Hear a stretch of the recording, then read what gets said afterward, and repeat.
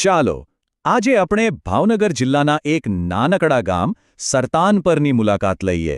અહીં એક એવી જગ્યા છે જ્યાં શિક્ષણનો અર્થ પુસ્તકો નથી પણ સ્નેહ અને હાસ્ય છે. આ કોઈ સામાન્ય શાળા નથી પણ ખરેખર એક મંદિર છે. તો ચાલો આ અનોખી આંગણવાડીની દુનિયાને થોડી નજીકથી જોઈએ.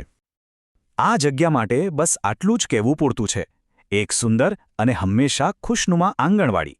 આ શબ્દો જ આખી વાત કહી દે છે. જુઓ, આ ખાલી ઈંટો અને સિમેન્ટની બનેલી ઇમારત નથી, પણ એક એવું જીવંત, ધબકતું કેન્દ્ર છે જ્યાં બાળકોની કિલકારીઓ અને ખુશીઓ હંમેશા ગુંજતી રહે છે. તો અહીંયા દિવસની શરૂઆત કેવી હોય છે? વેલ, અહીંની દરેક સવાર જાણે એક નવી જ ઊર્જા લઈને આવે છે. જેવો સવારનો સૂરજ ઉગે અને એના કિરણો આ રંગબેરંગી દિવાલો પર પડે ને, બસ આખી જગ્યા નાના નાના બાળકોના ઉત્સાહ અને કલરવથી જીવંત થઈ ઉઠે છે. જરા વિચારો, એવી કઈ જગ્યા હોય જ્યાં બાળકો રડતા રડતા નહીં પણ દોડીને હસતા હસતા આવવા માંગે? અહીં બરાબર એવું જ થાય છે. બાળકોને કોઈ મજબૂરીથી નથી મોકલતું, એ લોકો ખુશીથી દોડીને આવે છે. અને મને લાગે છે કે આ જ આ જગ્યાની સૌથી મોટી સફળતા છે. પણ એવું તો શું છે આ જગ્યામાં જે બાળકોને આટલું બધું આકર્ષે છે? અહીંની દિવાલો જુઓ, એ ખાલી દિવાલો નથી, એ બાળકોની કલ્પનાઓથી ભરેલી છે. એમના જ હાથે બનાવેલા ચિત્રો, રંગબેરંગી પોસ્ટરો, ખૂણામાં પડેલા રમકડા, આ બધું મળીને એક એવું વાતાવરણ બનાવે છે જે શાળા જેવું નહીં પણ પોતાના ઘર જેવું લાગે. અને આ બધાને એકસાથે જોડીને રાખનાર કોણ છે? એ છે રસીલાબેન ચૌહાણ. એમને તમે ખાલી એક આંગણવાડી કાર્યકર ના કહી શકો. એ તો આ બાળકો માટે મિત્ર છે, માર્ગદર્શક છે અને ક્યારેક તો એમના માટે મા પણ બની જાય છે. એમનો જે સ્નેહ છે ને, એ જ આ જગ્યાનો સાચો આત્મા છે. અચ્છા, તો અહીંયા ભણાવવામાં શું આવે છે? મોટા મોટા પુસ્તકો? નહીં, અહીંયા તો શીખવાની રીત જ અલગ છે. અહીં શીખવાનો મતલબ છે રમતગમત અને સંગીત. અને આ એક એવો અભ્યાસક્રમ છે જે સીધો બાળકોના દિલમાં ઉતરી જાય છે. જુઓ, બધા બાળકો કેવા મસ્ત ગોળ કુંડાળું વળીને બેઠા છે, તાળીઓ પાડે છે, રમે છે. આખા ઓરડામાં બસ એમના હસવાનો જ અવાજ આવે છે. અને આ ખાલી રમત નથી હો, રમતા રમતા જે લોકો એકબીજાનો સાથ આપતા શીખે છે, ટીમવર્ક શીખે છે. શુદ્ધ આનંદ દ્વારા મળતું આ જીવનનું પહેલું શિક્ષણ છે. અને પછી વારો આવે છે ગીત સંગીતનો. રસીલાબેન એક બાળગીત શરૂ કરે અને બસ આખો ક્લાસ એમની સાથે ગાવા અને નાચવા લાગે છે. આ ખાલી મસ્તી નથી પણ એમના શારીરિક અને માનસિક વિકાસને પ્રોત્સાહન આપવાની એક ખૂબ જ સુંદર રીત છે. હવે કદાચ એવું લાગે કે અહીંયા ખાલી મસ્તી જ થાય છે, પણ એવું બિલકુલ નથી. આ બધી મસ્તીની પાછળ એક મજબૂત શૈક્ષણિક પાયો પણ તૈયાર થઈ રહ્યો છે. અહીં જ્ઞાન કોઈ બોજ નથી પણ રમતનો જ એક ભાગ છે. કોઈ મોટી મોટી ટેકનોલોજી નહીં, સાવ સાદા બ્લેકબોર્ડ અને ચાર્ટ. અને એનાથી જ રસીલાબેન બાળકોને અક્ષરો, આકારો અને રંગોની જાદુઈ દુનિયામાં લઈ જાય છે. શીખવાની પ્રોસેસ એટલી મજાની છે કે બાળકો જાણે કોઈ રમત રમી રહ્યા હોય એમ પૂરા ધ્યાનથી બધું શીખી લે છે. સારું, આ તો થઈ ભણવાની વાત.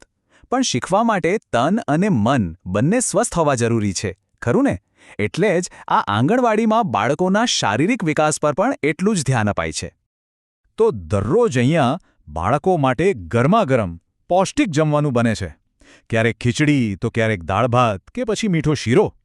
દરેક વાનગી પ્રેમથી બને છે અને બધા બાળકો સાથે બેસીને ખાય છે. અને સાથે મળીને જમવાથી ભાઈચારાની જે ભાવના કેળવાય છે, એનાથી મોટી શીખ બીજી કઈ હોય?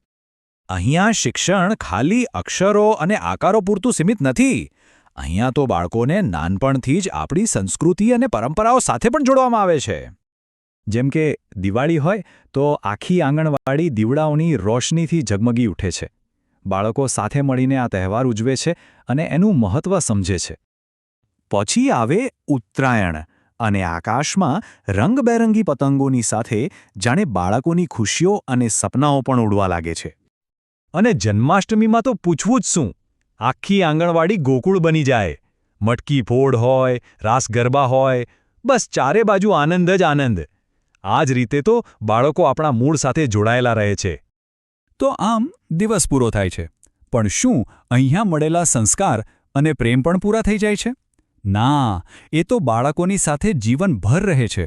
આ ખાલી એક દિવસની વાત નથી, આ એમના આખા ભવિષ્યના નિર્માણની વાત છે. દિવસના અંતે રસીલાબેન દરેક બાળકને એટલા જ પ્રેમથી વિદાય આપે છે જેટલા પ્રેમથી એમણે સવારે સ્વાગત કર્યું હતું.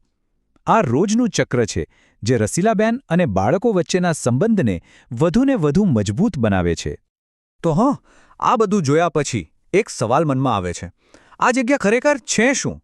શું આ ખાલી એક સરકારી યોજના હેઠળ ચાલતું કેન્દ્ર છે કે પછી એનાથી ઘણું વધારે કંઈક વિશેષ છે? અને જવાબ એકદમ સીધો અને સ્પષ્ટ છે. આ જગ્યાની સાચી તાકાત એની ઇમારત કે સુવિધાઓ નથી. એની તાકાત છે રસીલાબેન ચૌહાણનો અતૂટ સ્નેહ અને એમનું નિસ્વાર્થ સમર્પણ. આ એ જ રોશની છે જે અહીંના દરેક બાળકના ભવિષ્યને ઉજાડી રહી છે.